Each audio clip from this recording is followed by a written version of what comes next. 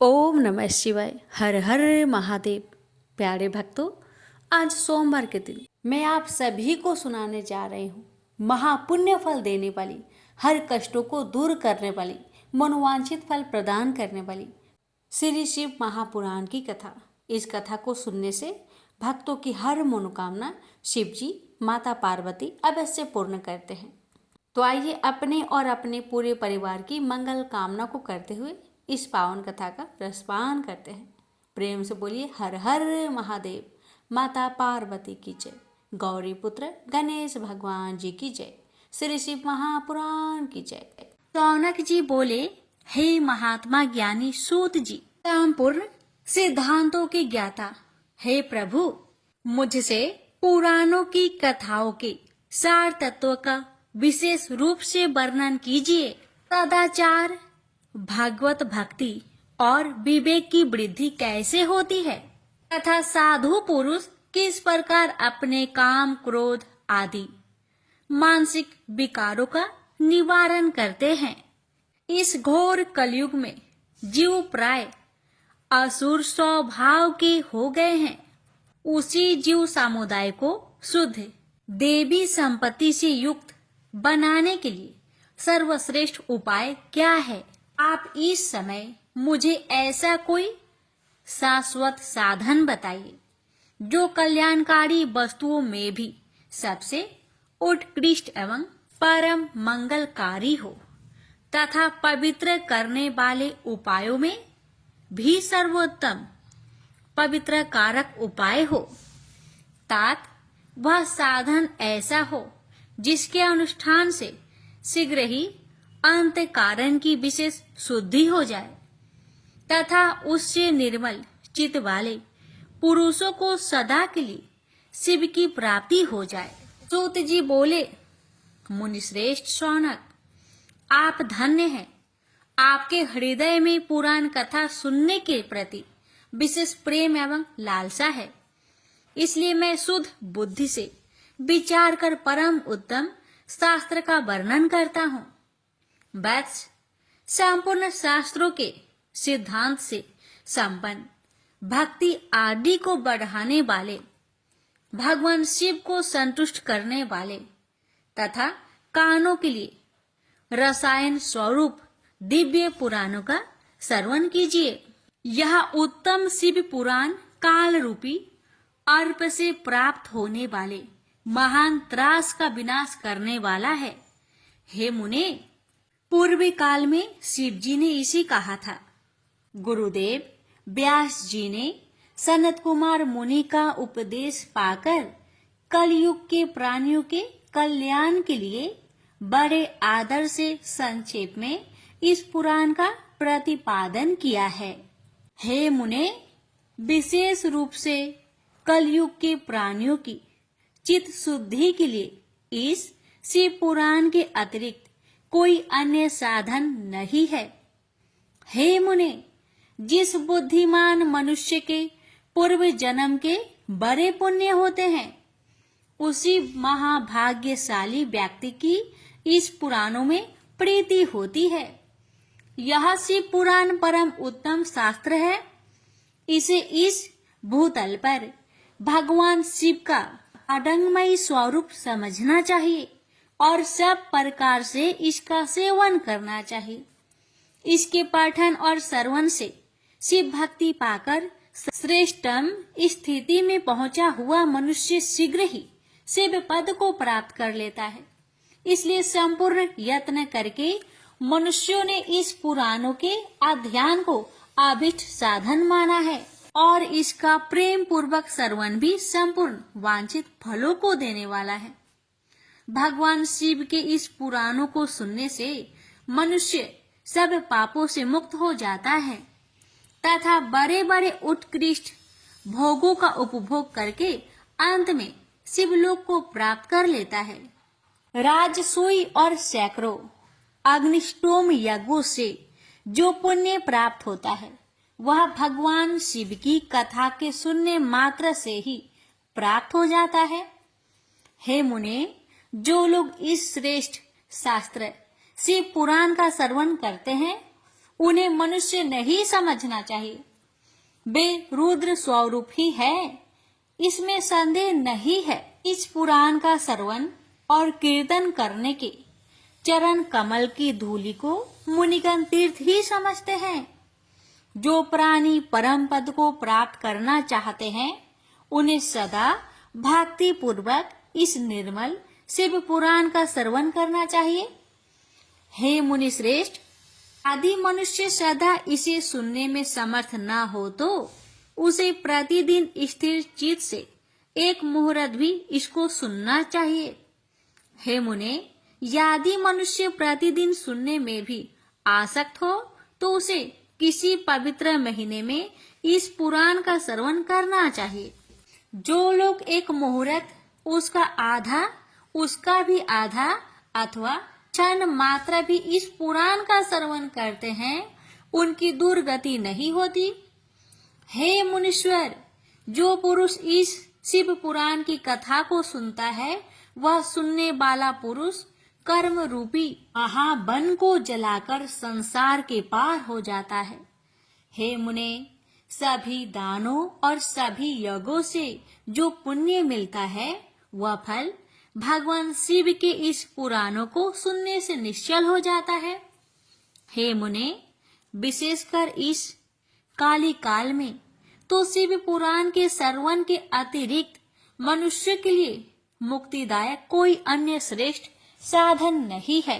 शिव पुराण का श्रवण और भगवान शंकर के नाम संकीर्तन दोनों ही मनुष्य को कल वृक्ष के समान सम्यक फल देने वाले हैं, इसमें संदेह नहीं है।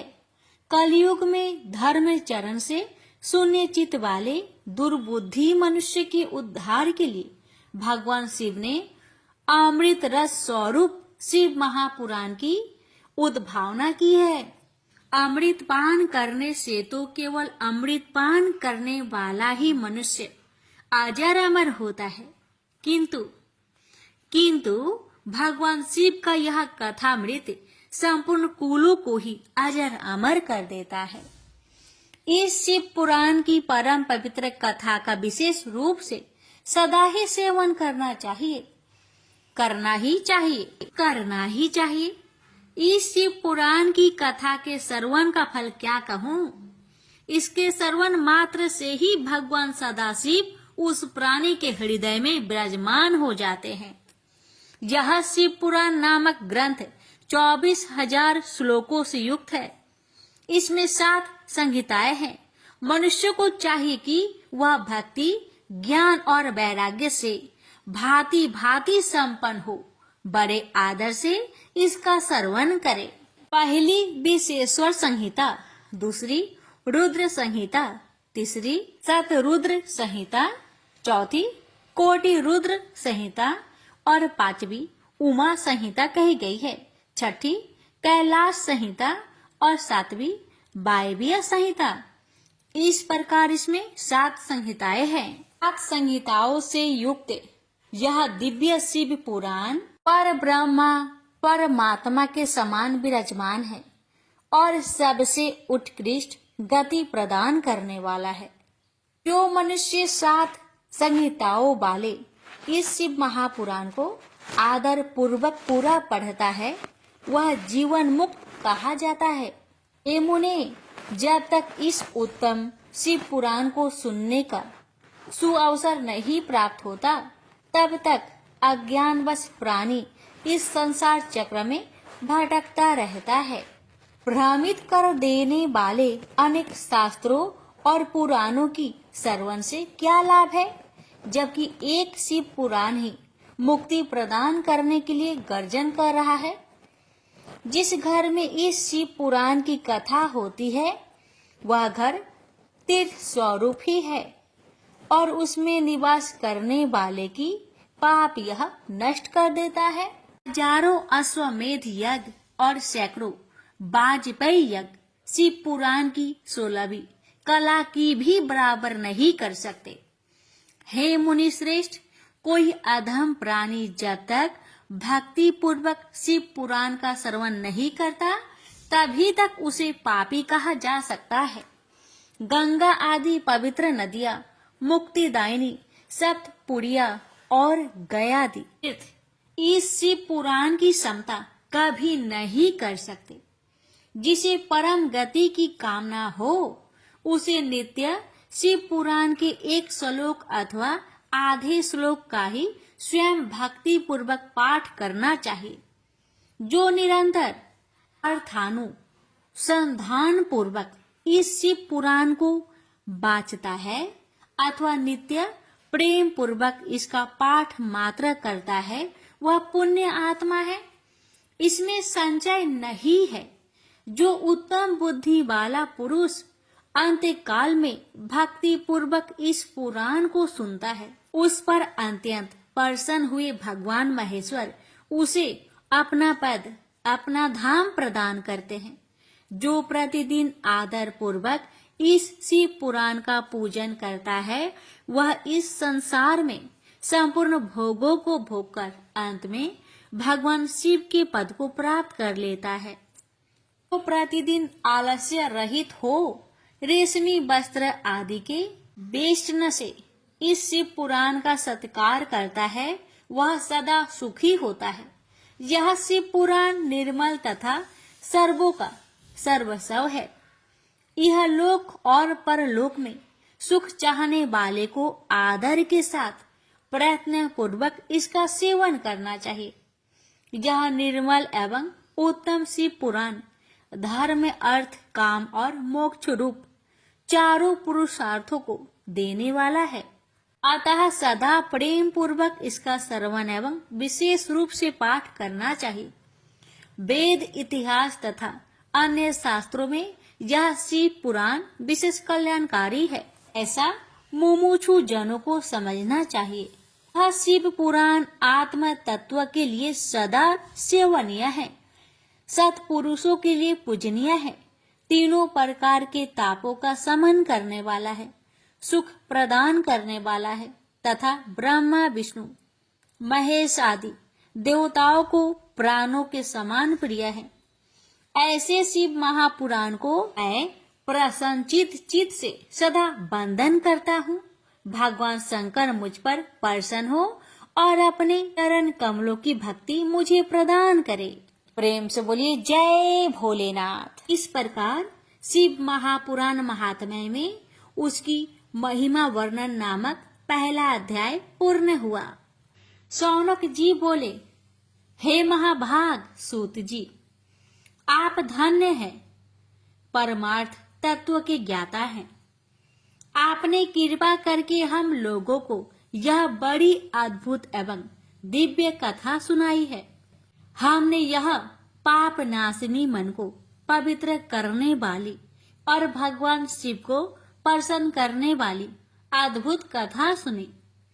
भूतल पर इस कथा के समान कल्याण का सर्वश्रेष्ठ साधन दूसरा कोई नहीं है। यह बात हमने आज आपकी कृपा से निश्चय पूर्वक समझ ली है। हे सूत जी, कलयुग में इस कथा के द्वारा कौन कौन से पापी शुद्ध होते हैं, उन्हें कृपा पूर्वक बताइए और इस जगत को कृतार्थ कीजिए।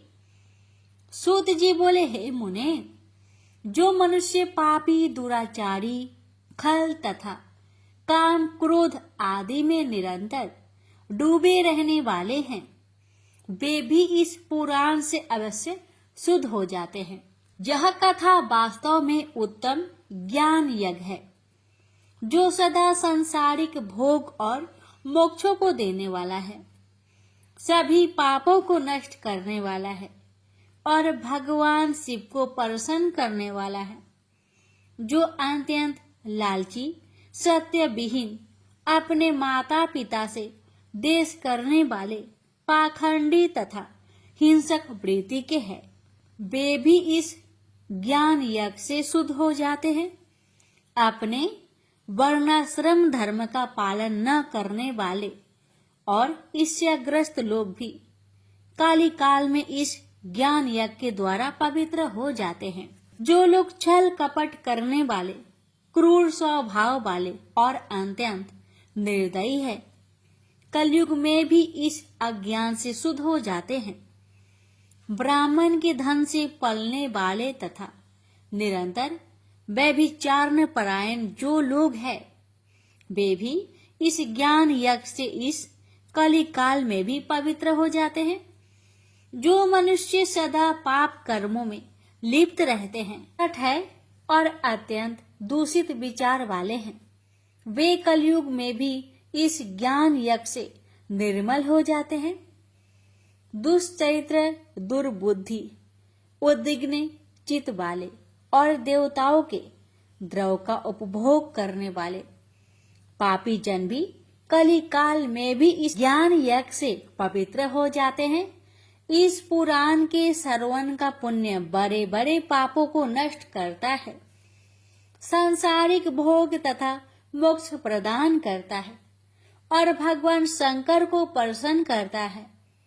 इस संबंध में मुनिगण इस प्राचीन इतिहास का उदाहरण दिया करते हैं, जिसके श्रवण मात्र से पापों का पूर्णतया नाश हो जाता है। पहले की बात है, किरात नगर में एक ब्राह्मण रहता था।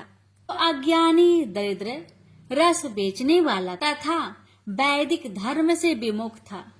वह स्नान, संध्या आदि कर्मों से भ्रष्ट हो गया था और वैश्यावृत्ति में तत्पर रहता था। उसका नाम था देवराज। वह अपने ऊपर विश्वास करने वाले लोगों को ठगा करता था। उसने ब्राह्मणों, क्षत्रियों, वैश्यों, क्षुद्रों तथा दूसरों को भी अनेक बहानों से मारकर उनका धन हड़प लिया था। बाद में उसने अधर्म से बहुत सारा धन अर्जित कर लिया, परंतु उस पापी का थोड़ा सा भी धन कभी धर्म के काम में नहीं लगा। एक दिन वह ब्राह्मण एक तालाब पर नहाने गया। वहां शोभावती नाम की एक वेश्या को देखकर वह अत्यंत मोहित हो गया। वह सुंदरी भी उस धनी ब्राह्मण को अपने वशीभूत हुआ जानकर प्रसन्न हुई।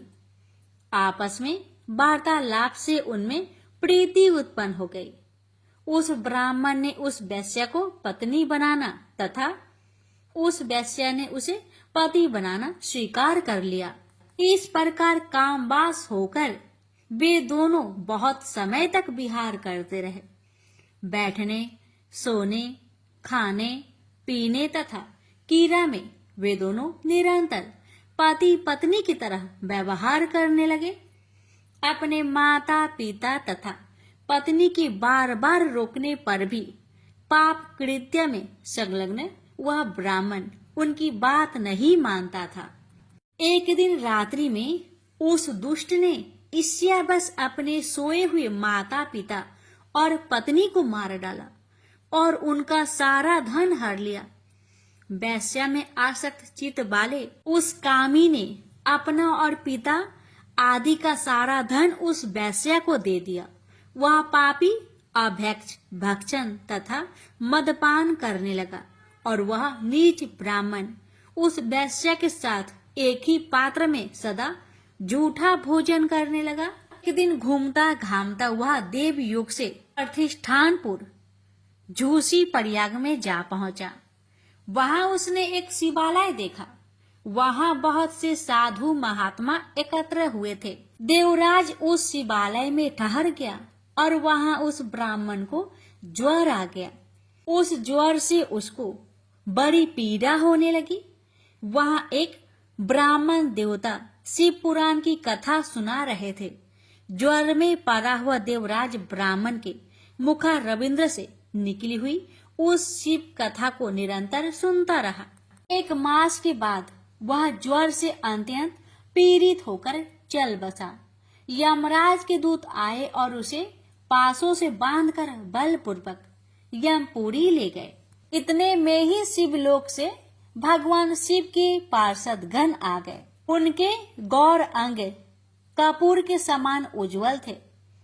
हाथ त्रिशूल से सुशोभित हो रहे थे। उनके संपूर्ण अंग भस्म से उद्भासित थे और रुद्राक्ष की मालाएं उनके शरीर की शोभा बढ़ा रही थी। वे सब के सब क्रोध करते हुए यमपुरी में गए और यमराज के दूतों को मार पीट कर बारंबार धमकाकर उन्होंने देवराज को उनके चंगुल से छुड़ा लिया और अत्यंत अद्भुत विमान पर बैठाकर जब वे शिवदूत कैलाश को जाने को उद्यत हुए, उस समय यमपुरी में बड़ा भारी कोलाहल मच गया। उस कोलाहल को सुनकर धर्मराज अपने भवन से बाहर आए। साक्षात दूसरे रुद्र के समान प्रतीत होने वाले उन चारों दूतों को देखकर धर्मयज्ञ धर्मराज ने उनका विधि पूर्वक पूजन किया। यम ने ज्ञान दृष्टि से देखकर सारा वृत्तांत जान लिया। उन्होंने भय के कारण भगवान शिव के उन महात्मा दूतों से कोई बात नहीं पूछी। यमराज से पूजित तथा प्रार्थित होकर वे शिवदूत कैलाश को चले गए और उन्होंने उस ब्राह्मण को दया सागर सांब शिव को दे दिया। शिव पुराण की यह परम पवित्र कथा धन्य है, जिसके सुनने से पापी जन भी मुक्ति के योग बन जाते हैं। भगवान सदाशिव के परम धाम को वेदयज्ञ सभी लोकों में सर्वश्रेष्ठ बताते हैं। ब्राह्मण, क्षत्रिय, वैश्य, शूद्र तथा अन्य प्राणी, यहाँ तक कि जिस पापी ने धन के लोभ से अनेक लोगों की हत्या की तथा अपने माता पिता और पत्नी को भी मार डाला, वह वैश्यगामी शराबी ब्राह्मण देवराज भी इस कथा के प्रभाव से भगवान शिव के परम धाम को प्राप्त कर तत्क्षण मुक्त हो गया। प्रेम से बोलिए हर हर महादेव, माता पार्वती की जय। इस प्रकार शिव पुराण महात्म्य में देवराज मुक्ति वर्णन नाम दूसरा अध्याय संपूर्ण हुआ। शौनक जी बोले, हे महाभाग सूत जी, आप सर्वज्ञ हैं। हे महामते, आपके कृपा प्रसाद से मैं बारंबार कृतार्थ हुआ हूँ। इस इतिहास को सुनकर मेरा मन अत्यंत आनंद में निमग्न हो रहा है। अतः अब भगवान शिव में प्रेम बढ़ाने वाली शिव संबंधिनी दूसरी कथा को भी कहिए। अमृत पीने वालों को लोकों में कहीं मुक्ति प्राप्त नहीं होती, किंतु भगवान शंकर के कथा मृतक का पान तो प्रत्यक्ष ही मुक्ति देने वाला है।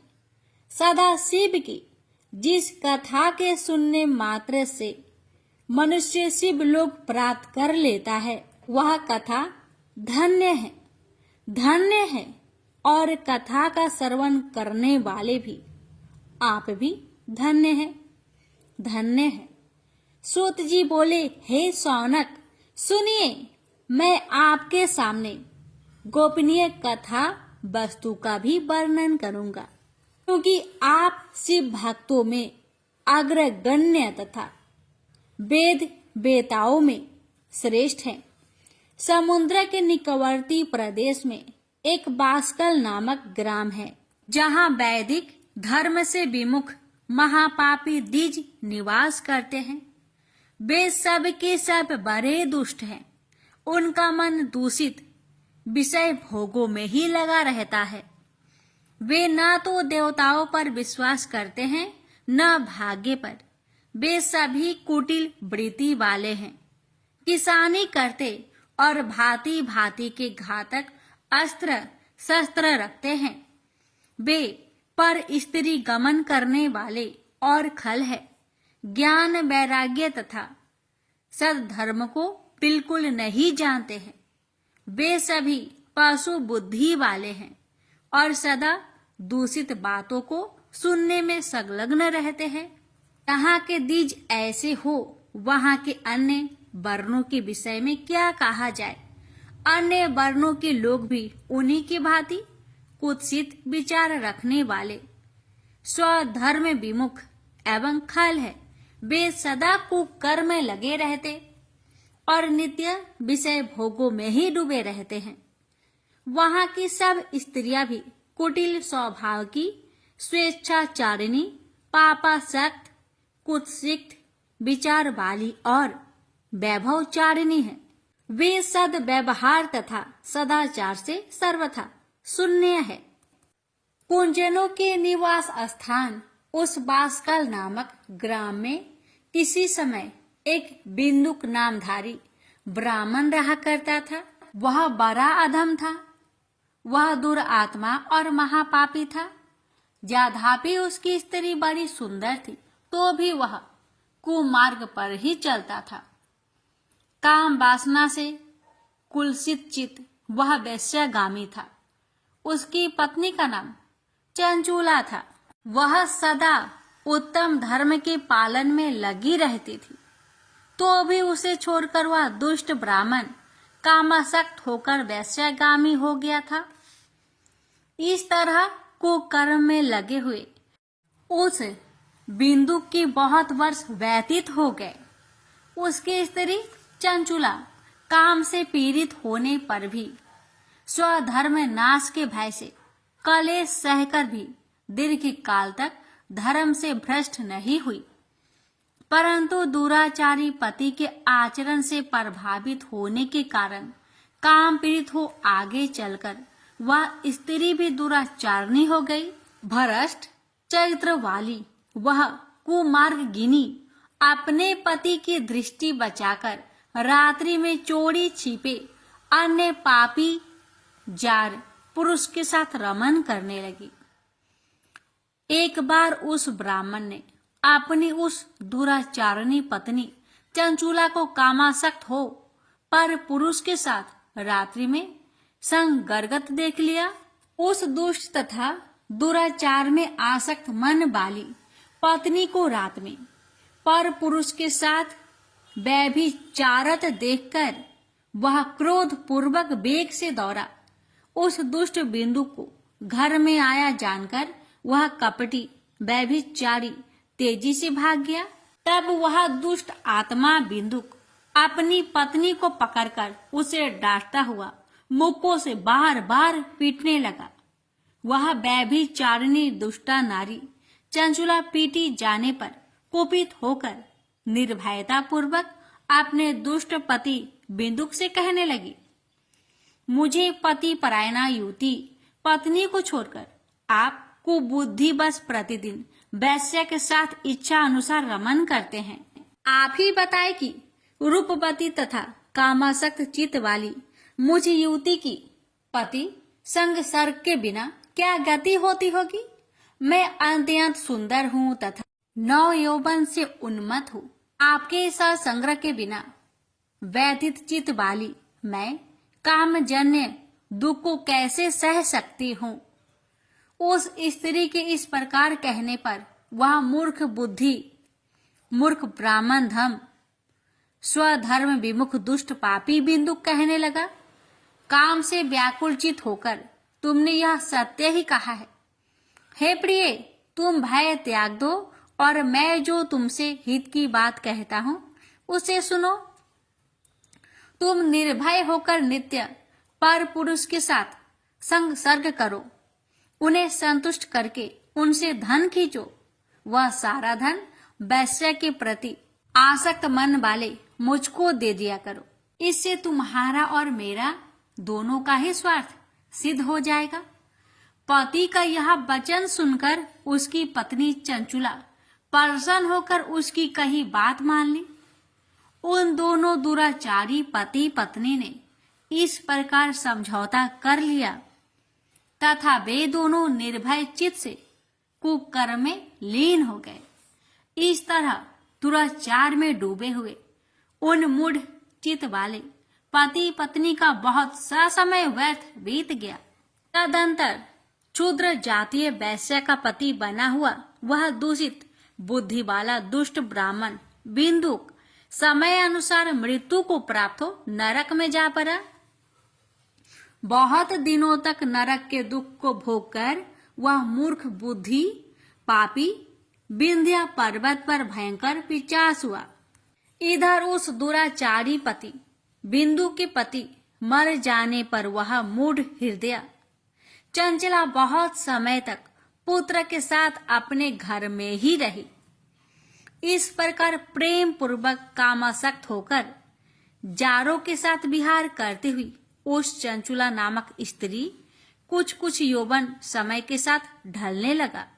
एक दिन देव योग से किसी पुण्य वर्ग के आने पर वह स्त्री भाई बंधुओं के साथ गोकर्ण क्षेत्र में गई। तीर्थ यात्रियों के संग से उसने भी उस समय जाकर किसी तीर्थ के जल में स्नान किया।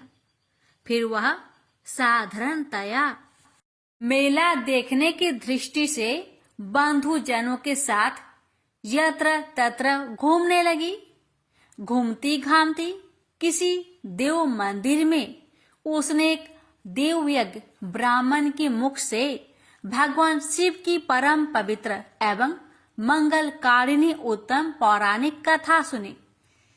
कथावाचक ब्राह्मण कह रहे थे कि जो स्त्रियां पर पुरुषों के साथ व्यभिचार करती है, वे मरने के बाद जब यमलोक में जाती है, तब यमराज के दूत उनकी योनि में तपे हुए लोहे का परीख डालते हैं।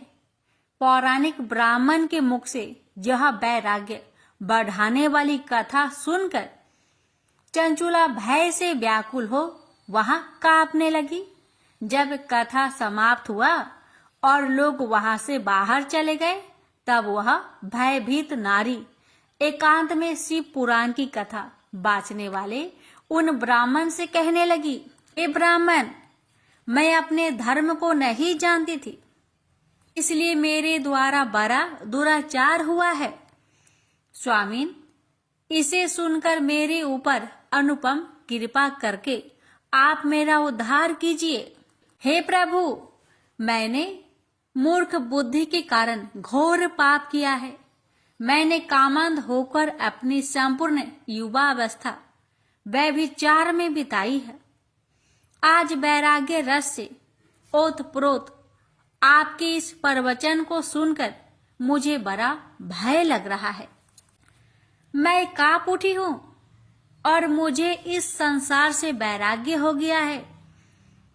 मुझ मूर्ख चीत वाली पापनी को धिक्कार है। मैं सर्वथा निंदकों के योग हूं। मैं कुत्सित विषयों में फंसी हुई हूं और अपने धर्म से विमुख हो गई हूं। थोड़े से सुख के लिए अपने हित का नाश करने वाले तथा भयंकर कष्ट देने वाले घोर पाप मैंने अनजाने में ही कर डाले हैं। न जाने किस किस घोर कष्टदायक दुर्गति से मुझे पड़ना पड़ेगा और वह कौन बुद्धिमान पुरुष कुमार्ग में मन लगाने वाले मुझ पापनी का साथ देगा। मृत्यु काल में उस भयंकर यम दूतों को मैं कैसे देखूंगी, जब वे बलपूर्वक मेरे गले में फंदे डालकर मुझे बांधेंगे, तब मैं कैसे धीरज धारण कर सकूंगी।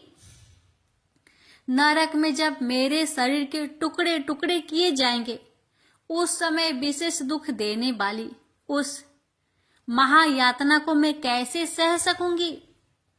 दुख और शोक से ग्रस्त होकर मैं दिन में सहज इंद्रिय व्यापार और रात्रि में नींद कैसे प्राप्त कर सकूंगी। हाय, मैं मर गई, मैं जल गई, मेरा हृदय विदीर्ण हो गया और मैं सब प्रकार से नष्ट हो गई, क्योंकि मैं हर तरह से पाप में ही डूबी रही हूं।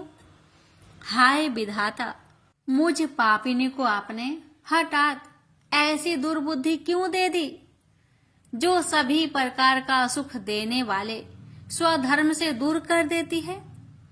हे द्विज, सूल से विधा हुआ व्यक्ति ऊंचे पर्वत शिखर से गिरने पर जैसा घोर कष्ट पाता है, उससे भी करोड़ गुना कष्ट मुझे है। सैकड़ों अश्वमेध करके अथवा सैकड़ों वर्षों तक गंगा स्नान करने पर भी मेरे घोर पाप की शुद्धि संभव नहीं दिखती।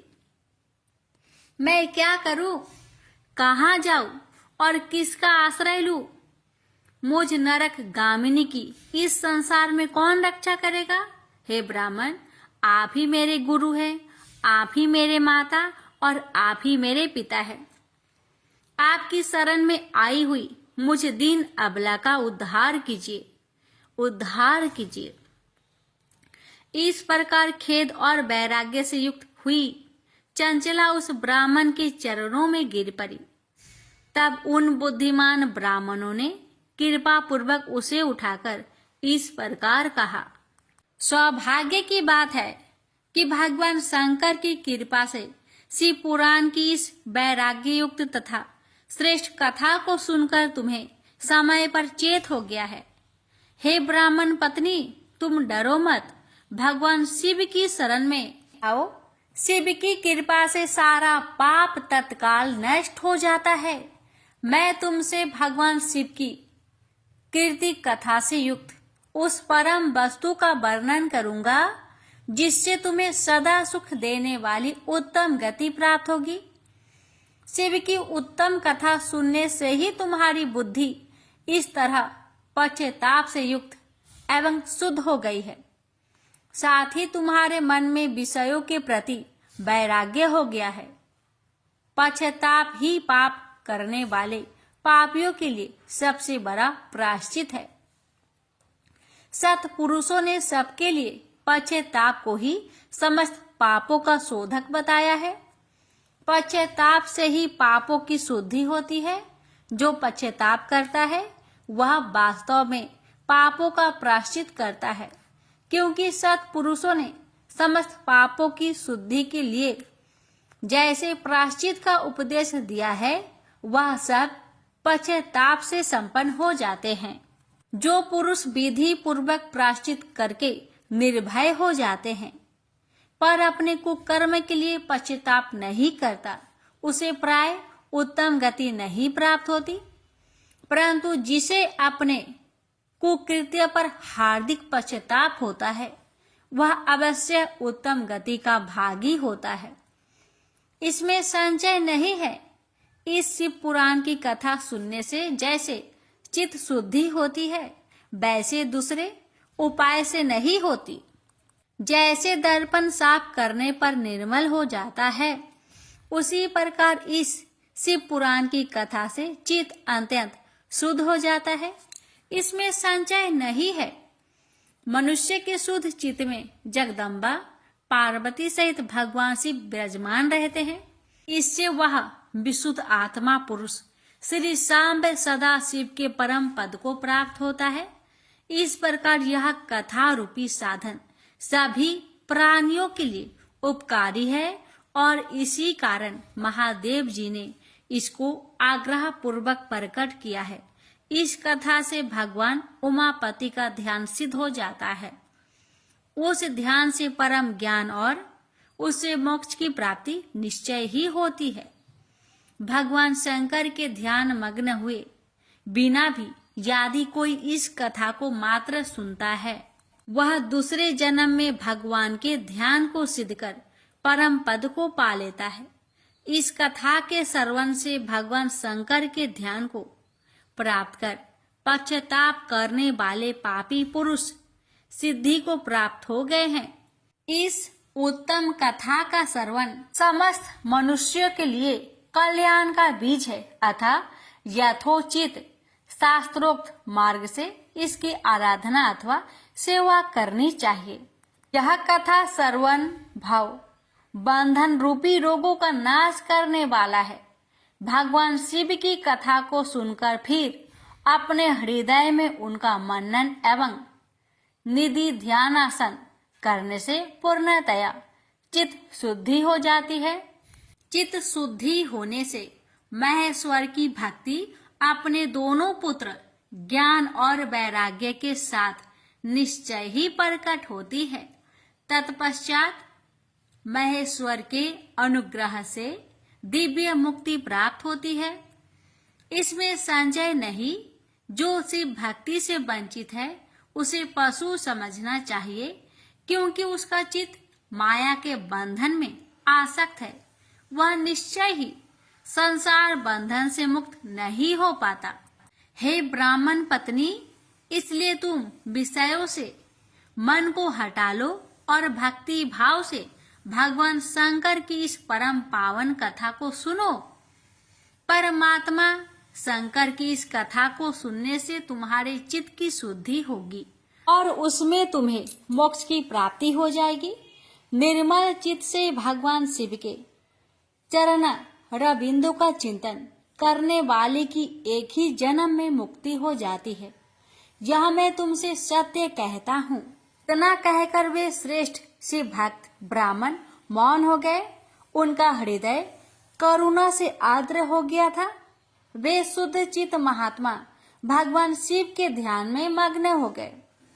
तदंतर बिंदु की पत्नी चंचुला मन ही मन प्रसन्न हो उठी। ब्राह्मण का उक्त उपदेश सुनकर उसके नेत्रों में आनंद के आंसू छलक आए थे। वह ब्राह्मण पत्नी चंचुला हर्षित हृदय से उन श्रेष्ठ ब्राह्मण के चरणों में गिर पड़ी और हाथ जोड़कर बोली, मैं कृतार्थ हो गई।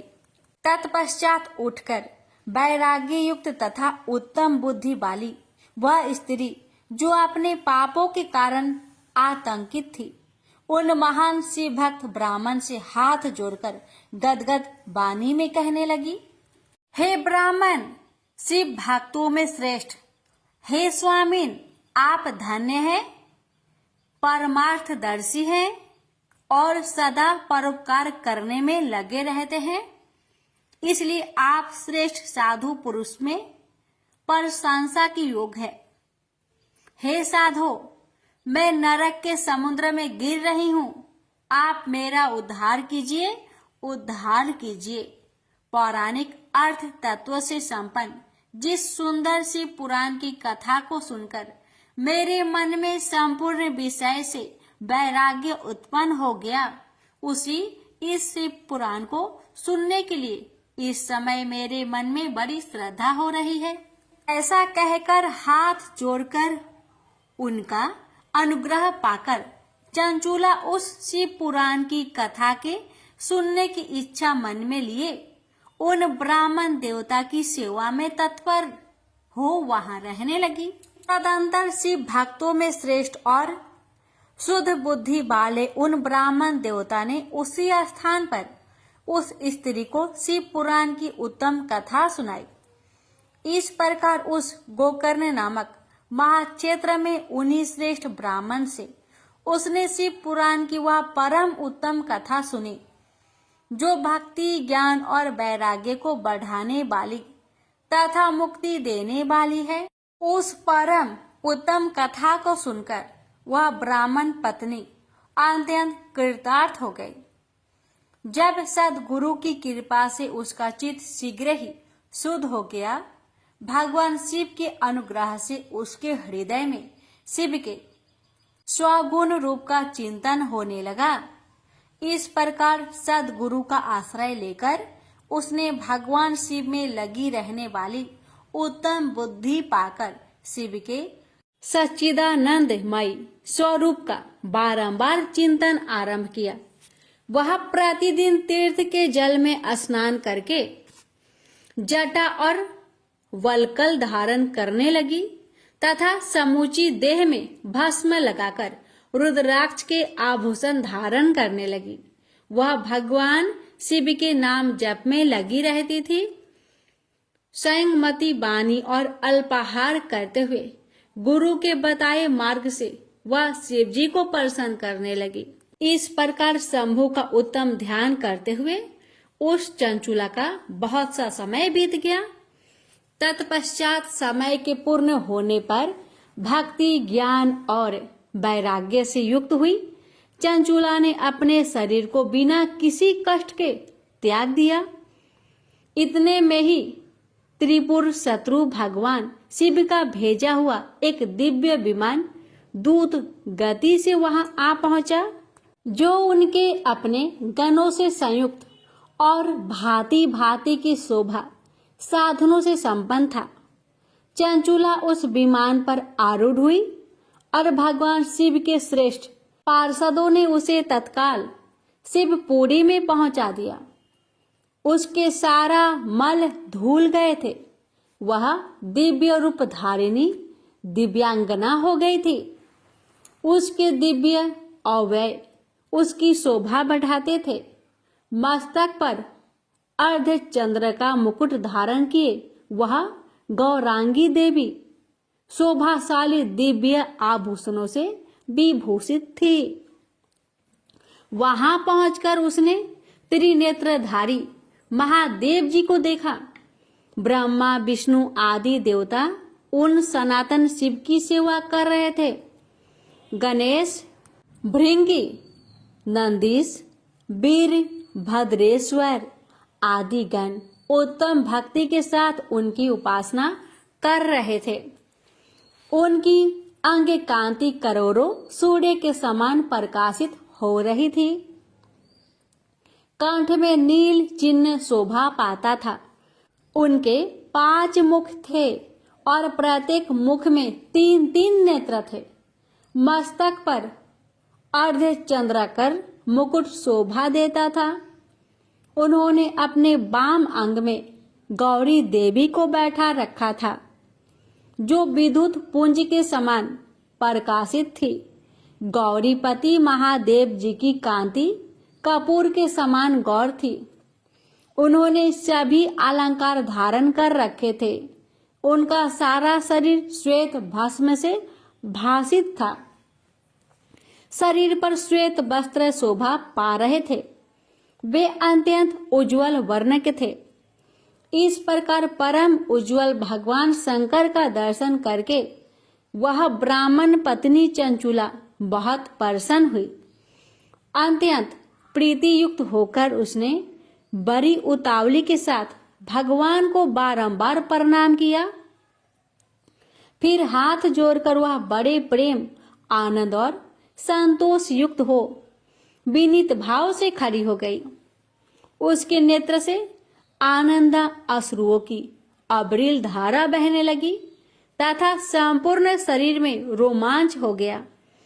उस समय भगवती पार्वती और भगवान शंकर ने उसे बड़ी करुणा के साथ अपने पास बुलाया और सौम्य दृष्टि से उसकी ओर देखा। पार्वती ने तो दिव्य रूप धारिणी बिंदुक प्रिया चंचुला को प्रेम पूर्वक अपने सखी बना लिया। वहां उस परमानंदन घन ज्योति स्वरूप सनातन धाम में अविरल निवास पाकर दिव्य सौख्य से संपन्न हो अक्षय सुख का अनुभव करने लगी। जनक जी बोले, हे महाभाग सूत जी, आप धन्य हैं। आपकी बुद्धि भगवान शिव में लगी हुई है। आपने कृपा पूर्वक यह शिव भक्ति को बढ़ाने वाली अद्भुत कथा हमें सुनाई है। हे महामते, सदगति प्राप्त करने के बाद वहां जाकर चंचुला क्या किया और उसके पति का क्या हुआ, यह सब वृत्तांत विस्तार से हमें बतलाइए। सूत जी बोले, हे सौनक, एक दिन परम आनंद में निमग्न हुई चंचुला ने उमा देवी के पास जाकर प्रणाम किया और दोनों हाथ जोड़कर वह उनकी स्तुति करने लगी। चंचुला बोली, हे गिरिजा नंदिनी, हे स्कंद माता, मनुष्यों ने सदा आपकी सेवा की है। समस्त सुखों को देने वाली हे शंभु प्रिय, हे ब्रह्म स्वरूपिणी, आप विष्णु और ब्रह्मा आदि देवताओं द्वारा सेव्य है। आप ही सगुना और निर्गुणा भी है तथा आप ही सूक्ष्म सच्चिदानंद स्वरूपिणी आद्य प्रकृति है। आप ही संसार की सृष्टि, पालन और संहार करने वाली है। तीनों गुणों का आश्रय भी आप ही है। ब्रह्मा, विष्णु और महेश्वर, इन तीनों देवताओं का आवास स्थान तथा उनकी उत्तम प्रतिष्ठा करने वाली पराशक्ति आप ही है। चंचुला इस प्रकार महेश्वर पत्नी उमा की स्तुति करके सिर झुकाए चुप हो गई। उसके नेत्रों में प्रेम के आंसू उमड़ आए थे। तब करुणा से भरी हुई शंकर प्रिया भक्त वत्सला पार्वती देवी चंचुला को संबोधित करके बड़े प्रेम से इस प्रकार कहने लगी, हे सखी चंचुले, हे सुंदरी, मैं तुम्हारी की हुई इस स्तुति से बहुत प्रसन्न हूं। बोलो क्या वर मांगती हो? तुम्हारे लिए मुझे कुछ भी आदेय नहीं है। पार्वती जी के इस प्रकार कहने पर चंचुला उन्हें प्रणाम करके दोनों हाथ जोड़कर नतमस्तक हो प्रेम पूर्वक पूछने लगी, हे निष्पापी गिरिजा कुमारी, मेरे पति बिंदुक इस समय कहाँ है? उसकी कैसी गति हुई है यह मैं नहीं जानती। कल्याणमयी दिन बत्सले, मैं आपके उन पति देव से जिस प्रकार संयुक्त हो सकूं, कृपा करके वैसा ही उपाय कीजिए। हे महेश्वरी, हे महादेवी, मेरे पति एक क्षुद्र जातीय वैश्या के प्रति आसक्त थे और पापों में ही डूबे रहते थे। उनकी मृत्यु मुझसे पहले ही हो गई थी। वे न जाने किस गति को प्राप्त हुए हैं। चंचुला के यह वचन सुनकर नीति बत्सला हिमालय पुत्री देवी पार्वती ने अत्यंत प्रेम पूर्वक उत्तर दिया, तुम्हारा बिंदुक नाम वाला पति बड़ा पापी था। उसका अंतःकरण बड़ा ही दूषित था। वैश्या का उपभोग करने वाला वह महामूर्ख मरने के बाद नरक में पड़ा है। अनगिनत वर्षों तक नरक में नाना प्रकार के दुख भोगकर वह पाप आत्मा अपने शेष पाप को भोगने के लिए विंध्य पर्वत पर पिशाच बना हुआ है। इस समय वह पिशाच की अवस्था में ही है और नाना प्रकार के कलेश उठा रहा है। वह दुष्ट वही वायु पीकर रहता है और सदा सब प्रकार के कष्ट सहता है। गौरी देवी की यह बात सुनकर उत्तम व्रत का पालन करने वाली वह चंचुला उस समय पति के महान दुख से दुखी हो गई। फिर मन को स्थिर करके उस ब्राह्मण पत्नी ने व्यवस्थित हृदय से महेश्वरी को प्रणाम करके पुनः पूछा, हे महेश्वरी, हे महादेवी, मुझ पर कृपा कीजिए और दूषित कर्म करने वाले मेरे उस दुष्ट पति का अब उद्धार कीजिए। हे देवी, कुत्सित बुद्धि वाले मेरे उस पापात्मा पति को किस उपाय से उत्तम गति प्राप्त हो सकती है यह शीघ्र बतलाइए, आपको नमस्कार है। उसकी यह बात सुनकर भक्त वत्सला पार्वती जी अपने सखी चंचुला से प्रसन्न होकर ऐसा कहने लगी, तुम्हारा पति यदि शिव पुराण की पुण्यमयी उत्तम कथा को सुने तो सारी दुर्गति को पार करके वह उत्तम गति का भागी हो सकता है। अमृत के समान मधुर अक्षरों से युक्त गौरी देवी का यह वचन आदर पूर्वक सुनकर चंचुला ने हाथ जोड़कर मस्तक झुकाकर उन्हें बारंबार प्रणाम किया और अपने पति के समस्त पापों की शुद्धि तथा उत्तम गति की प्राप्ति के लिए पार्वती देवी से यह प्रार्थना की कि मेरे पति को शिव पुराण सुनाने की व्यवस्था होनी चाहिए। उस ब्राह्मण पत्नी के बारंबार प्रार्थना करने पर शिव प्रिया गौरी देवी को बड़ी दया आई। उन भक्त वत्सला महेश्वरी गिरिजा कुमारी ने भगवान शिव की उत्तम कृति का गान करने वाले गंधर्व राज तुमरुक को बुलाकर उनसे प्रसन्नता पूर्वक इस प्रकार कहा, मेरी मन की बातों को जानकर मेरे अभिष्ट कार्यों को सिद्ध करने वाले तथा शिव में प्रीति रखने वाले हे तुमरु, मैं तुमसे एक बात कहती हूँ, तुम्हारा कल्याण हो। तुम मेरी इस सखी के साथ शीघ्र ही विंध्य पर्वत पर जाओ। वहां एक महाघोर और भयंकर पिशाच रहता है। उसका वृत्तांत तुम आरंभ से ही सुनो। मैं तुमसे प्रसन्नता पूर्वक सब कुछ बताती हूँ। पूर्व जन्म में वह पिशाच बिंदुक नामक ब्राह्मण था। वह मेरी इस सखी चंचुला का पति था, परंतु वह दुष्ट वैश्यगामी हो गया। स्नान संध्या आदि नित्य कर्म छोड़कर वह अपवित्र रहने लगा। क्रोध के कारण उसकी बुद्धि पर मूर्खता छा गई थी। वह कर्तव्य का विवेक नहीं कर पाता था। अभक्षय भक्षण, सज्जनों से देश और दूषित वस्तुओं का दान लेना, यही उसका स्वाभाविक कर्म बन गया था। वह अस्त्र शस्त्र लेकर हिंसा करता, बाएं हाथ से खाता, दीनों को सताता और क्रूरता पूर्वक पराये घरों में आग लगा देता था। वह चांडालों से प्रेम करता और प्रतिदिन वेश्या के संपर्क में रहता था। वह बड़ा दुष्ट था। उस पापी ने अपनी पत्नी का परित्याग कर दिया था और वह दुष्टों के संग में निरत रहता था। उसने वेश्या के कुसंग से अपने सारे पुण्य को नष्ट कर लिए और धन के लोभ से अपनी पत्नी को निर्भय करके व्यभिचारिणी बना डाला। वह मृत्यु प्रयत्न दुराचार में ही फंसा रहा। फिर समय आने पर उसकी मृत्यु हो गई।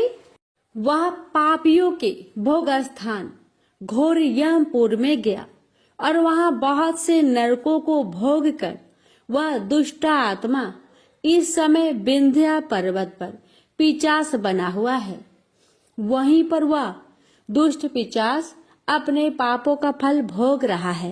तुम उसके आगे यत्न पूर्वक शिव पुराण की उस दिव्य कथा का प्रवचन करो जो परम पुण्यमयी तथा समस्त पापों का नाश करने वाली है।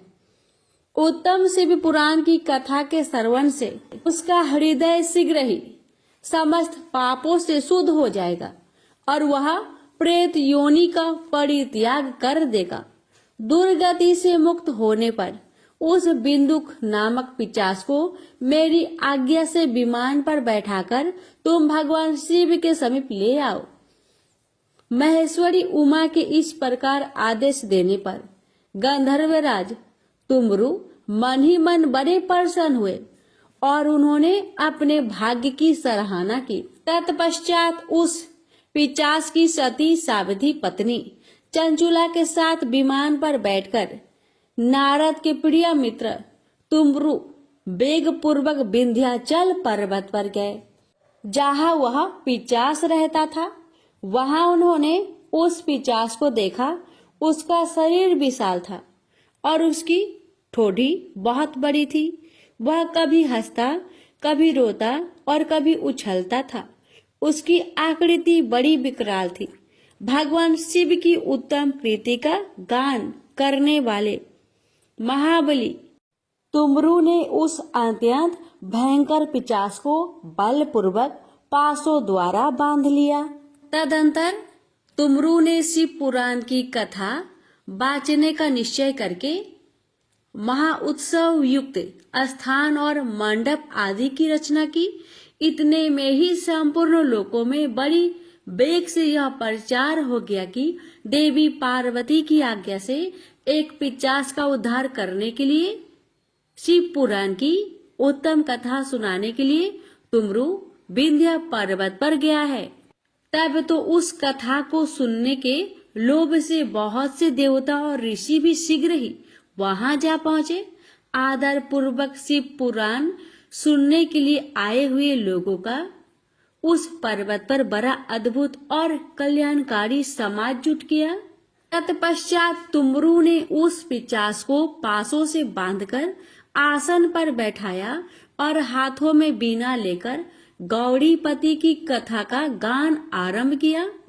महात्म्य सहित पहली अर्थात प्रथम संहिता से लेकर 7वीं संहिता तक शिव पुराण की कथा का उन्होंने स्पष्ट वर्णन किया। 7 संहिता वाले शिव पुराण का आदर पूर्वक श्रवण करके वे सभी श्रोता पूर्णतः कृतार्थ हो गए।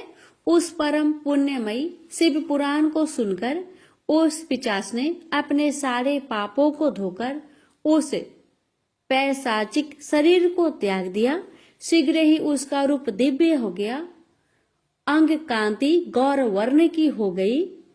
शरीर पर श्वेत वस्त्र तथा सब प्रकार के रोषोचित आभूषण उसके अंगों को उद्भासित करने लगा। वह त्रिनेत्रधारी चंद्रशेखर रूप हो गया। इस प्रकार दिव्य देहधारी होकर श्रीमान बिंदुक अपनी भार्या चंचुला के साथ स्वयं भी पार्वती पति भगवान शिव के दिव्य चरित्र का गुणगान करने लगा। उसकी स्त्री को इस प्रकार दिव्य रूप से सुशोभित देखकर वे सभी देवता और ऋषि बड़े विस्मित हुए। उनका चित्त परमानंद से परिपूर्ण हो गया। भगवान महेश्वर का वह अद्भुत चरित्र सुनकर वे सभी श्रोता परम कृतार्थ हो प्रेम पूर्वक श्री शिव का यशोगान करते हुए अपने अपने धाम को चले गए। दिव्य रूपधारी श्रीमान बिंदुक भी सुंदर विमान पर अपनी प्रियतमा के पास बैठकर सुखपूर्वक आकाश में स्थित हो परम शोभा पाने लगा। तदंतर महेश्वर के सुंदर एवं मनोहर गुणों का गान करता हुआ वह अपनी प्रियतमा तथा तुमरुक के साथ शीघ्र ही शिव धाम में जा पहुंचा। वहां भगवान महेश्वर तथा पार्वती देवी ने प्रसन्नता पूर्वक बिंदुक का बड़ा सत्कार किया और उसे अपना गण बना लिया। उसकी पत्नी चंचुला पार्वती जी की सखी हो गई। उस घनीभूत ज्योति स्वरूप परमानंदमय सनातन धाम में अविचल निवास पाकर वे दोनों दाम्पति परम सुखी हो गए। यह उत्तम इतिहास मैंने आपको सुनाया, जो पापों को नाश करने वाला, उमा महेश्वर को आनंद देने वाला, अत्यंत पवित्र तथा उनमें भक्ति बढ़ाने वाला है। जो इसे भक्ति पूर्वक सुनता है अथवा एकाग्रचित होकर इसका पाठ करता है, वह अनेक सांसारिक सुखों को भोगकर अंत में मुक्ति प्राप्त करता है। प्रेम से बोलिए हर हर महादेव। माता पार्वती की जय। शिव पुराण के श्रवण की विधि। सौनक जी बोले, हे महाप्रयाग, हे व्यास शिष्य, हे सुत जी, आपको नमस्कार है। आप धन्य हैं और शिव भक्तों में श्रेष्ठ हैं। आपके महान गुण वर्णन करने योग्य है। अब आप कल्याणमयी शिव पुराण की श्रवण की विधि बतलाइए, जिससे सभी श्रोताओं को संपूर्ण उत्तम फल की प्राप्ति हो सके। सूत जी बोले, हे सौनक, हे मुने, अब मैं आपको संपूर्ण फल की प्राप्ति के लिए शिव पुराण की श्रवण की विधि बता रहा हूँ। सर्वप्रथम किसी ज्योतिषी को बुलाकर दान मन से संतुष्ट करके अपने सहयोगी लोगों के साथ बैठकर बिना किसी विघ्न बाधा के कथा की समाप्ति होने के उद्देश्य से शुद्ध मुहूर्त का अनुसंधान कराए। तदंतर प्रयत्न पूर्वक देश देश में स्थान स्थान पर यह शुभ संदेश भेजे कि हमारे यहाँ शिव पुराण की कथा होने वाली है। अपने कल्याण की इच्छा रखने वाले लोगों को उसे सुनने के लिए अवश्य पधारना चाहिए। कुछ लोग भगवान श्री हरि की कथा से बहुत दूर पर गए हैं। कितने ही स्त्री, क्षुद्र आदि भगवान शंकर के तथा कीर्तन से वंचित रहते हैं। उन सबको भी सूचना हो जाए, ऐसा प्रबंध करना चाहिए। देश देश में जो भगवान शिव के भक्त हो तथा शिव कथा के कीर्तन और श्रवण के लिए उत्सुक हो, उन सबको आदर पूर्वक बुलवाना चाहिए। उन्हें कहलाना चाहिए कि यहाँ सत्पुरुषों को आनंद देने वाला समाज तथा अति अद्भुत उत्सव होगा, जिसमें शिव पुराण का पारायण होगा। शिव पुराण की रसमयी कथा का श्रवण करने हेतु आप लोग प्रेम पूर्वक शीघ्र पधारने की कृपा करें। यदि समय का अभाव हो तो प्रेम पूर्वक एक दिन के लिए भी आइए। आपको निश्चय ही आना चाहिए, क्योंकि इस कथा में श्रवण भर के लिए बैठने का सौभाग्य भी दुर्लभ है। इस प्रकार विनय और प्रसन्नता पूर्वक श्रोताओं को निमंत्रण देना चाहिए और आए हुए लोगों का सब प्रकार से आदर सत्कार करना चाहिए। शिव मंदिर में तीर्थ में वन प्रांत में अथवा घर में शिव पुराण की कथा सुनने के लिए उत्तम स्थान का निर्माण करना चाहिए। कथा भूमि को लिपकर शोधन करना चाहिए तथा धातु आदि से उस स्थान को सुशोभित करना चाहिए। महोत्सव के साथ साथ वहां अद्भुत तथा सुंदर व्यवस्था कर लेनी चाहिए। कथा के लिए अनुपयोगी घर के साज सामान को हटाकर घर के किसी एकांत कोने में सुरक्षित रख देना चाहिए। केले के खंभों से सुशोभित एक ऊंचा कथा मंडप तैयार कराएं। उसे सब और फल पुष्प आदि से सुंदर चंदोबे से अलंकृत करें और चारों ओर ध्वजा पताका लगाकर तरह तरह के सामानों से सजाकर सुंदर शोभा संपन्न बना दे। भगवान शिव के प्रति सब प्रकार से उत्तम भक्ति करनी चाहिए, क्योंकि वही सब तरह से आनंद का विधान करने वाली हैं। परमात्मा भगवान शंकर के लिए दिव्य आसन का निर्माण कराना चाहिए तथा कथा वाचक के लिए भी एक ऐसा दिव्य आसन बनाना चाहिए जो उनके लिए सुखद हो सके। मुने नियम पूर्वक कथा सुनने वाले श्रोताओं के लिए भी यथायोग्य सुंदर स्थानों की व्यवस्था करनी चाहिए। अन्य लोगों के लिए भी सामान्य रूप से स्थान बनाने चाहिए। हे शौनक जी, विवाह उत्सव में जैसे उल्लास संपूर्ण मन स्थिति होती है, वैसे ही इस कथा उत्सव में रखनी चाहिए। सब प्रकार की दूसरी लौकिक चिंताओं को भूल जाना चाहिए। वक्ता उत्तर दिशा की ओर मुख करे तथा श्रोतागण पूर्व दिशा की ओर मुख करके पलथी माल कर बैठे। इस विषय में भी कोई विरोध नहीं है कि पूज्य के बीच पूर्व दिशा रहे अथवा वक्ता के सम्मुख श्रोताओं का मुख रहे, ऐसा कहा गया है। पौराणिक वक्ता व्यासान पर जब तक विराजमान रहे तब तक प्रसंग समाप्ति के पूर्व किसी को नमस्कार नहीं करना चाहिए। पुराण का विद्वान वक्ता चाहे बालक, युवा, वृद्ध, दरिद्र अथवा दुर्बल जैसा भी हो, पुण्य चाहने वालों के लिए सदा वंदनीय और पूज्य होता है। जिसके मुख से निकली हुई वाणी देहधारियों के लिए कामधेनु के समान अभिष्ट फल देने वाली होती है, उस पुराण वेता वक्ता के लिए प्रति तुच्छ बुद्धि कभी नहीं करनी चाहिए। संसार में जन्म तथा गुणों के कारण बहुत से गुरु होते हैं, परंतु उन सब में पुराणों का ज्ञाता विद्वान ही परम गुरु माना गया है। करोड़ों योनियों में जन्म ले लेकर दुख भोगते हुए प्राणियों को जो मुक्ति प्रदान करता है, उस पुराण वक्ता से बड़ा दूसरा कौन गुरु हो सकता है। पुराण वेता पवित्र, दक्ष, शांत, ईर्ष्या पर विजय पाने वाला, साधु और दयालु होना चाहिए।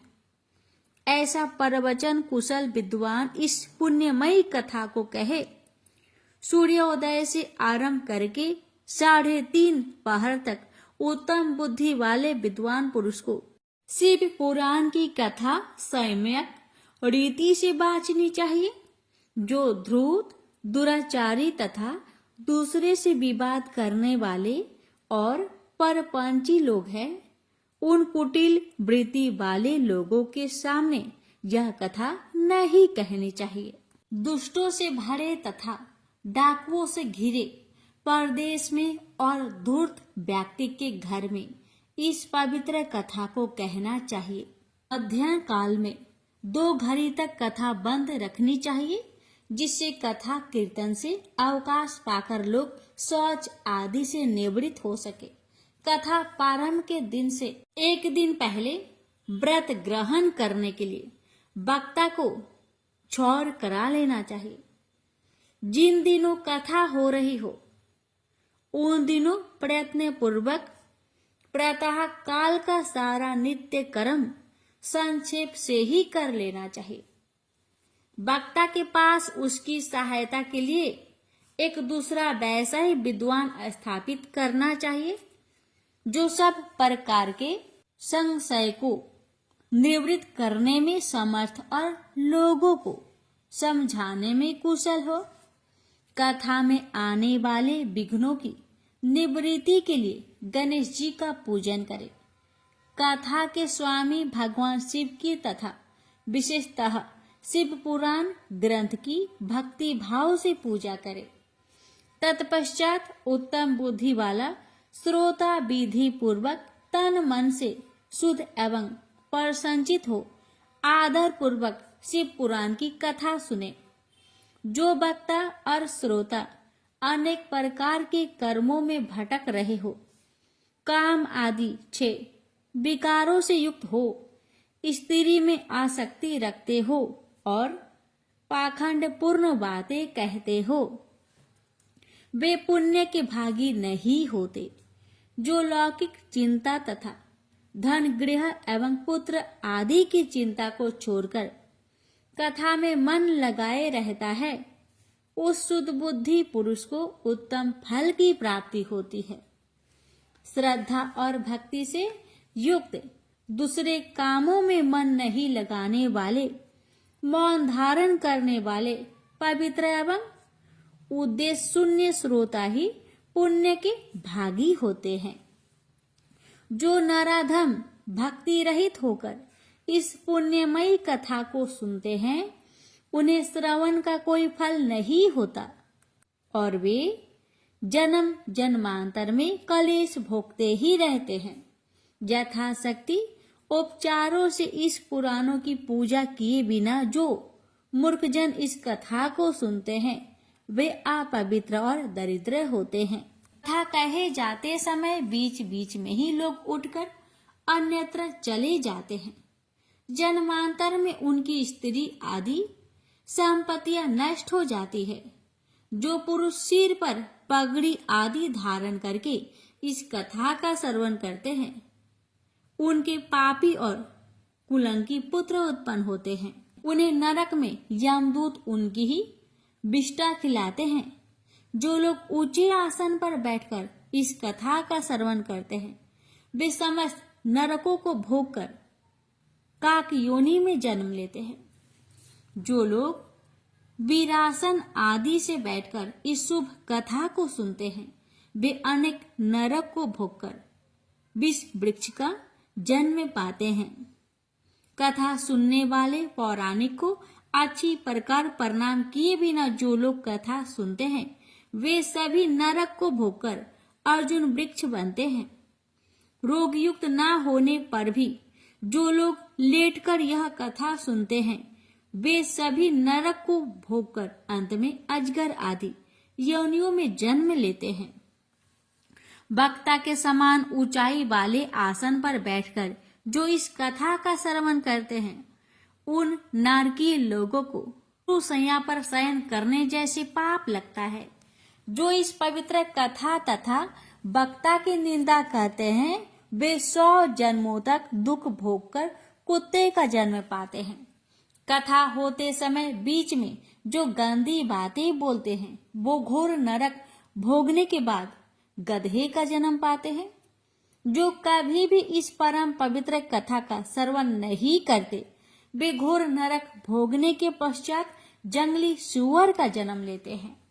जो दुष्ट कथा के बीच में विघ्न डालते हैं, वे करोड़ों वर्षों तक नरक यातना को भोगकर गांव के सुअर का जन्म पाते हैं।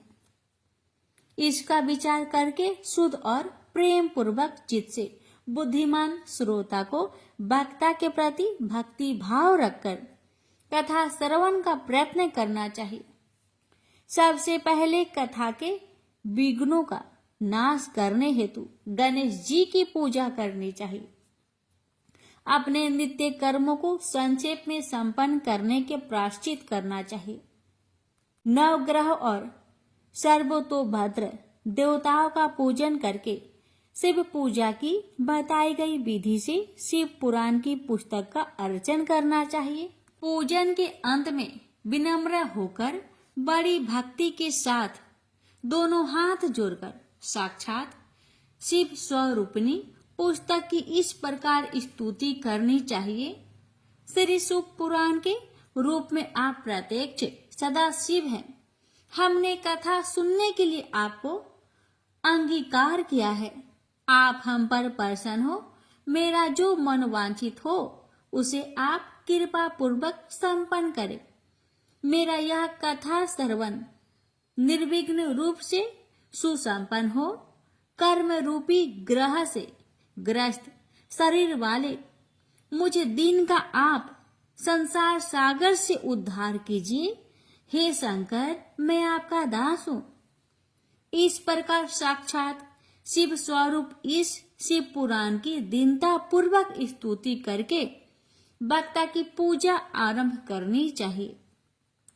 शिव पूजा की बताई गई विधि से पुष्प, वस्त्र, अलंकार, धूप, दीप आदि से वक्ता की पूजा करे। तदंतर शुद्ध चित्त से उनके सामने नियम ग्रहण करे और कथा समाप्ति प्रयत्न यथाशक्ति उसका प्रयत्न पूर्वक पालन करे। तत्पश्चात कथा वाचक व्यास की प्रार्थना करे। हे व्यास जी के समान ज्ञानी श्रेष्ठ शिव शास्त्र के मर्मज्ञ ब्राह्मण देवता, आप इस कथा के प्रकाश से मेरे अज्ञान का अंधकार को दूर करें। भक्ति पूर्वक 5 अथवा 1 ब्राह्मण का वरण करे और उनके द्वारा शिव पंचाक्षर मंत्र नमः शिवाय का जाप कराए। हे मुने, इस प्रकार मैंने भक्त श्रोताओं द्वारा भक्ति पूर्वक कथा श्रवण की उत्तम विधि आपको बता दी। अब आप और क्या सुनना चाहते हैं? श्री शिव महापुराण कथा अध्याय 6 यहीं पर समाप्त होता है। अब सुनिए शिव महापुराण की 7वां अध्याय। इस अध्याय में श्रवण करेंगे श्रोताओं की पालन करने योग्य नियमों का वर्णन। सौनक जी बोले, हे शिव भक्तों में श्रेष्ठ महाबुद्धिमान सूत जी, आप धन्य हैं जो कि आपने यह अद्भुत एवं कल्याणकारिणी कथा हमें सुनाई है। हे मुने, शिव पुराण की कथा सुनने के लिए व्रत धारण करने वाले लोगों को किन नियमों का पालन करना चाहिए, यह भी कृपा पूर्वक सबके कल्याण की दृष्टि से बतलाइए। सूत जी बोले, हे सौनक, अब शिव पुराण सुनने का व्रत लेने वाले पुरुषों के लिए जो नियम है उन्हें भक्ति पूर्वक सुनिए। नियम पूर्वक इस श्रेष्ठ कथा को सुनने से बिना किसी विघ्न बाधा के उत्तम फल की प्राप्ति होती है। दीक्षा से रहित लोगों का कथा श्रवण में अधिकार नहीं है। अतः मुने, कथा सुनने की इच्छा वाले सब लोगों को पहले वक्ता से दीक्षा ग्रहण करनी चाहिए। कथा व्रती को ब्रह्मचार्य से रहना, भूमि पर सोना, पातल में खाना और प्रतिदिन कथा समाप्त होने पर ही अन्न ग्रहण करना चाहिए। जिसमें शक्ति हो वह पुराण की समाप्ति तक उपवास करके शुद्धता पूर्वक भक्ति भाव से उत्तम शिव पुराण को सुने। घृत अथवा दूध पीकर सुख पूर्वक कथा श्रवण करे अथवा फलहार करके अथवा एक ही समय भोजन करके इसे सुनना चाहिए। इस कथा का व्रत लेने वाले पुरुष को प्रतिदिन एक ही बार हविष्यान्न भोजन करना चाहिए। जिस प्रकार से कथा श्रवण का नियम सुख पूर्वक पालित हो सके वैसे ही करना चाहिए। कथा श्रवण में विघ्न उत्पन्न करने वाली उपवास की तुलना में तुम्हें कथा श्रवण में शक्ति प्रदान करने वाले भोजन को ही अच्छा समझता हूँ। गरिष्ठ अन्न, दाल, जला अन्न, सेम, मसूर, भाव दूषित तथा बासी अन्न को खाकर कथा व्रती पुरुष कभी कथा को ना सुने। कथा व्रती को बैगन, तरबूज, चिरचिरा, मूली, कोहरा, प्याज, नारियल का मूल तथा अन्य कंद मूल का त्याग करना चाहिए। जिसने कथा का व्रत ले रखा हो वह पुरुष प्याज, लहसुन, हिंग, गाजर, मादक वस्तु तथा आमिष कहीं जाने वाली वस्तुओं को त्याग दे। कथा का व्रत लेने वाला जो पुरुष है उसे काम, क्रोध आदि 6 विकारों, ब्राह्मणों की निंदा तथा पतिव्रता और साधु संतों की निंदा का त्याग कर देना चाहिए। कथा श्रवण का व्रत धारण करने वाला व्यक्ति रजवाला स्त्री को ना देखे, पतित मनुष्यों को कथा की बात न सुनाए, ब्राह्मणों से देश रखने वालों और वेद बहिष्कृत मनुष्यों के साथ संभाषण न करे। कथा व्रती पुरुष प्रतिदिन सत्य, शौच, दया, मौन, सरलता, विनय तथा मन की उदारता, इन सद्गुणों को सदा अपनाए रहे। श्रोता निष्काम हो या सकाम, वह नियम पूर्वक कथा सुने। सकाम पुरुष अपनी अभीष्ट कामना को प्राप्त करता है और निष्काम पुरुष मोक्ष को पा लेता है। दरिद्र, क्षय का रोगी, पापी, भाग्यहीन तथा संतान रहित पुरुष भी इस उत्तम कथा को सुने। काकबंध्या आदि जो 7 प्रकार की दुष्टा स्त्रियां है तथा जिस स्त्री का गर्भ गिर जाता हो, इन सभी को शिव पुराण की उत्तम कथा सुननी चाहिए। हे मुने, स्त्री हो या पुरुष, सबको यत्न पूर्वक विधि विधान से शिव पुराण की उत्तम कथा सुननी चाहिए। इस शिव पुराण के कथा पारायण के दिनों को अत्यंत उत्तम और करोड़ों यज्ञों के समान पवित्र मानना चाहिए। इस श्रेष्ठ दिनों में विधि पूर्वक जो थोड़ी सी भी वस्तु दान की जाती है उसका अक्षय फल मिलता है। इस प्रकार व्रत धारण करके इस परम श्रेष्ठ कथा का श्रवण करके आनंद पूर्वक श्रीमान पुरुष को इसका उद्यापन करना चाहिए। इसके उद्यापन की विधि शिव चतुर्दशी के उद्यापन के समान है। अतः यह बताए गए फल की आकांक्षा वाले धनाढ्य लोगों को उसी प्रकार से उद्यापन करना चाहिए। अल्प विपत्ति वाले भक्ति के लिए प्राय उद्यापन की आवश्यकता नहीं है। वे तो कथा श्रवण मात्र से पवित्र हो जाते हैं। शिव जी के निष्काम भक्त तो शिव स्वरूप ही होते हैं। हे महर्षि, इस प्रकार शिव पुराण की कथा के पाठ एवं श्रवण संबंधी यज्ञ उत्सव की समाप्ति होने पर श्रोताओं को भक्ति एवं प्रयत्न पूर्वक भगवान शिव की पूजा की भांति पुराण पुस्तक की भी पूजा करनी चाहिए। तदंतर विधि पूर्वक वक्ता का भी पूजन करना चाहिए। पुस्तक को आच्छादित करने के लिए नवीन एवं सुंदर बस्ता बनाए और उसे बांधने के लिए ढिंड एवं दिव्य सूत्र लगाए, फिर उसका विधिवत पूजन करे।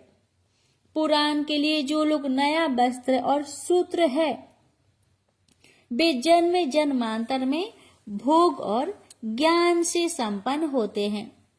कथावाचक को अनेक प्रकार के बहुमूल्य पदार्थ देने चाहिए और उत्तम वस्त्र, आभूषण और सुंदर पात्र आदि विशेष रूप से देने चाहिए। पुराण के आसन रूप में जो लोग कंबल, मृग चर्म वस्त्र, चौकी, तख्ता आदि प्रदान करते हैं, वे स्वर्ग प्राप्त करके यथेच्छ सुखों का उपभोग कर पुनः कल्प प्रयत्न ब्रह्मलोक में रहकर अंत में शिवलोक को प्राप्त करते हैं। मुनि श्रेष्ठ, इस प्रकार महान उत्सव के साथ पुस्तक और वक्ता की विधि पूर्वक पूजा करके वक्ता की सहायता के लिए स्थापित किए गए। पंडित का भी उसी के अनुसार उससे कुछ ही कम धन आदि द्वारा सत्कार करे। वहां आए हुए ब्राह्मण को अन्य धन आदि का दान करे। साथ ही गीत वाद्य और नृत्य आदि के द्वारा महान उत्सव करे। हे मुने, यदि श्रोता विरक्त हो तो उसके लिए कथा समाप्ति के दिन विशेष रूप से उस गीता का पाठ करने चाहिए जिसे श्री रामचंद्र के प्रति भगवान शिव ने कहा। यदि श्रोता गृहस्थ हो तो उसे बुद्धिमान को उस श्रवण कर्म की शांति के लिए शुद्ध हविष्य के द्वारा होम करना चाहिए। हे मुने, रुद्रक संहिता के प्रत्येक श्लोक द्वारा होम करे अथवा गायत्री मंत्र से होम करना चाहिए, क्योंकि वास्तव में यह पुराण गायत्रीमय ही है। अथवा शिव पंचाक्षर मूल मंत्र से हवन करना चाहिए। होम करने की शक्ति ना हो तो विद्वान पुरुष यथाशक्ति हवन्य हविष्यान ब्राह्मण को दान करे। न्यूनात्रिक रूप दोषों की शांति के लिए भक्ति पूर्वक शिव सहस्त्र नाम का पाठ अथवा श्रवण करे। इससे सब कुछ सफल होता है। इसमें संशय नहीं है, क्योंकि तीनों लोकों में उससे बढ़कर कोई वस्तु नहीं है। कथा श्रवण संबंधी व्रत की पूर्णता की सिद्धि के लिए 11 ब्राह्मणों को मधु मिश्रित खीर भोजन कराए और उन्हें दक्षिणा दे। मुने, यदि शक्ति हो तो 3 पल 12 तोला सोने का एक सुंदर सिंहासन बनवाए और उस पर उत्तम अक्षर में लिखी अथवा लिखाई हुई शिव पुराण की पुस्तक विधि पूर्वक स्थापित करे। तत्पश्चात पुरुष आहवन आदि विविध उपचारों से उसकी पूजा करके दक्षिणा चढ़ाए। तदंतर जितेंद्रिय आचार्य का वस्त्र आभूषण एवं गंध आदि से पूजन करके उत्तम बुद्धि वाला श्रोता भगवान शिव के संतोष के लिए दक्षिणा सहित वह पुस्तक उन्हें समर्पित कर दे। हे सौनक, इस पुराण के उस दान के प्रभाव से भगवान शिव का अनुग्रह पाकर पुरुष भाव बंधन से मुक्त हो जाता है। इस तरह विधि विधान का पालन करने पर श्री संपन्न शिव पुराण संपूर्ण फलों को देने वाला तथा भोग और मोक्ष का दाता होता है। हे मुने, मैंने आपको शिव पुराण का यह सारा महात्म्य जो संपूर्ण अभिष्टों को देने वाला है बता दिया। अब और क्या सुनना चाहते हो? श्री संपन्न शिव महापुराण समस्त पुराणों का तिलक स्वरूप माना गया है। यह भगवान शिव को अत्यंत प्रिय, रमणीय तथा भाव रोग का निवारण करने वाला है। जो सदा भगवान विश्वनाथ का ध्यान करते हैं, जिनकी वाणी शिव के गुणों की स्तुति करती है और जिनके दोनों कान उनकी कथा सुनते हैं, इस जीव जगत में उन्हीं का जन्म लेना सफल है। वे निश्चय ही संसार सागर से पार हो जाते हैं। भिन्न भिन्न प्रकार के समस्त गुण जिनके सच्चिदानंदमय स्वरूप का कभी स्पर्श नहीं करते, जो अपनी महिमा से जगत के बाहर और भीतर वाणी एवं मनोवृत्ति रूप में प्रकाशित होते हैं, उन अनंत आनंद घन स्वरूप परम शिव की मैं शरण लेता हूँ। प्यारे भक्तों, यहीं पर श्री शिव महापुराण महात्म्य पूर्ण हुआ। प्रेम से बोली श्री शिव महापुराण की जय।